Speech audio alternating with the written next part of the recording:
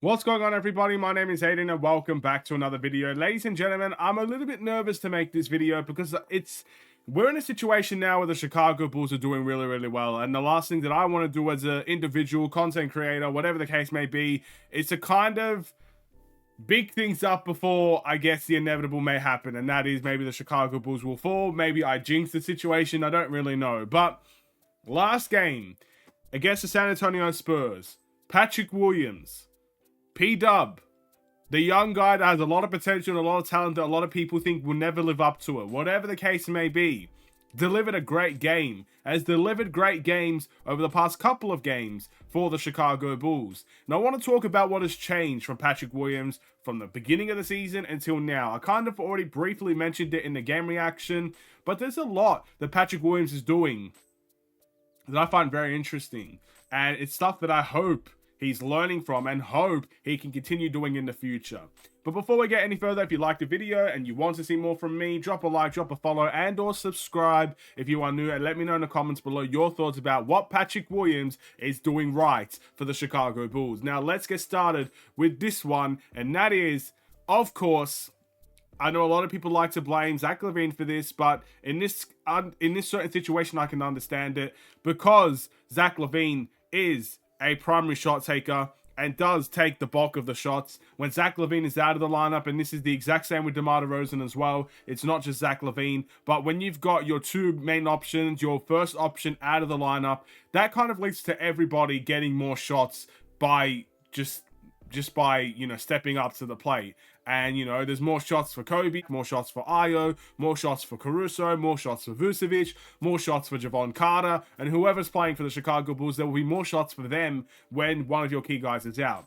Basic stuff. You look at any team in the NBA, you get rid of their best player, what's going to happen? There's going to be shots for everybody else.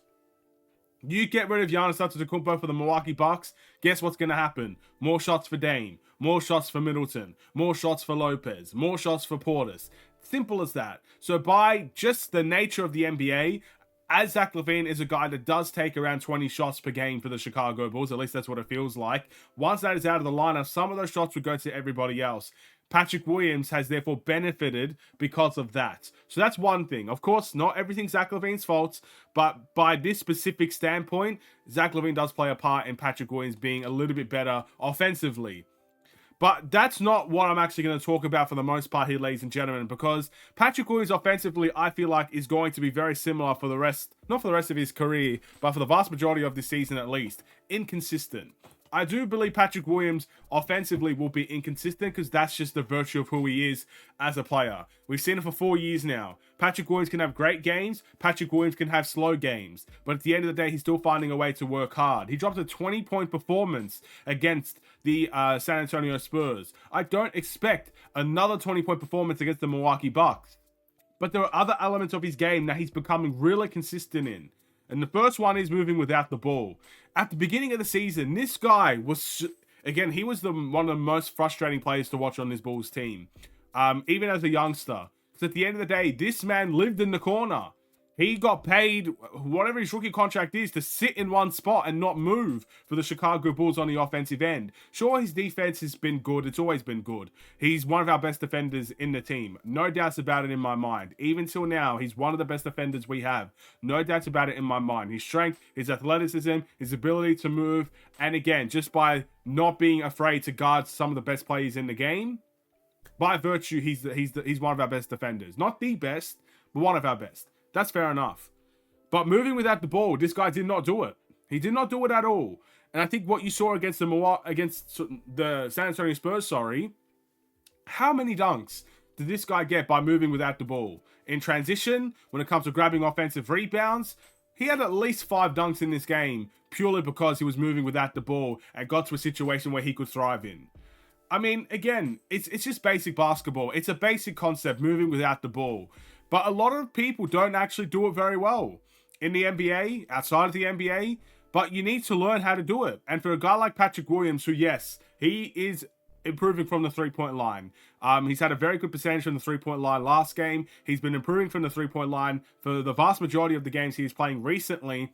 But he doesn't need to live at the three-point line. He's a highly athletic player that can catch alley-oops, that can run without the ball, that can grab offensive rebounds, that can use his strength to go up with two hands, even with one hand, as we saw in that last game.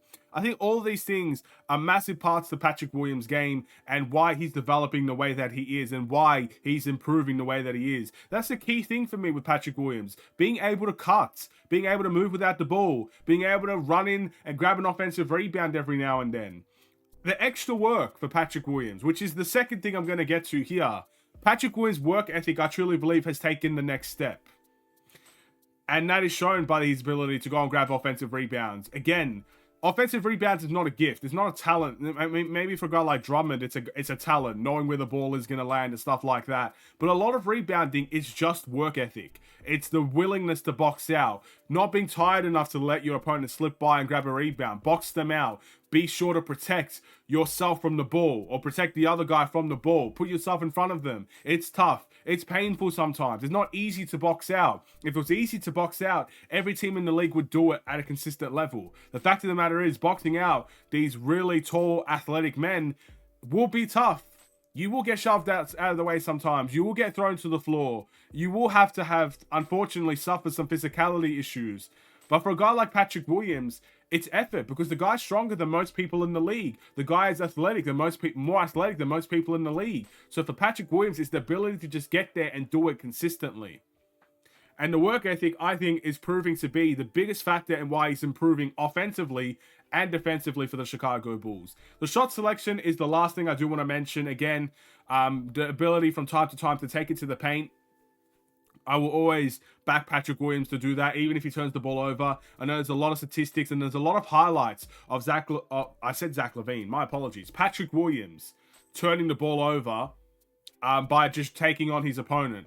And that's going to happen, man. That's going to happen as a young player. Again, it happened to Kobe White. And look how good of a playmaker, look how good of a dribbler he is now. It's as simple as that. Sometimes you're going to turn the ball over. Sometimes you're going to have the butterfingers, as I like to call them. We all call Patrick Williams butterfingers from time to time because the ball does slip out of his hands a lot of the time. But if you're going to develop this guy into the player that he wants to be or people project him to be, he needs the ball in his hands sometimes. He needs to drive to the basket every now and then. He needs to pull up for these mid-ranges like he's been doing every now and then.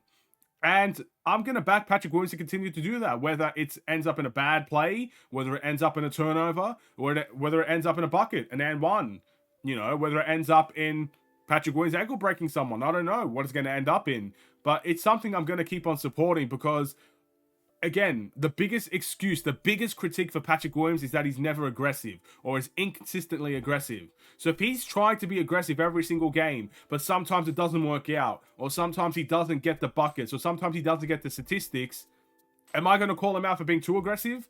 Am I going to call him out for saying, hey, one game you were not aggressive, but this game you were too aggressive? Look, we need to teach Patrick Williams that he is an aggressive. He can be aggressive. He can take over games. He has the talent to do so. So when he tries to do it, but he fails sometimes, I'm not going to critique that as a young player.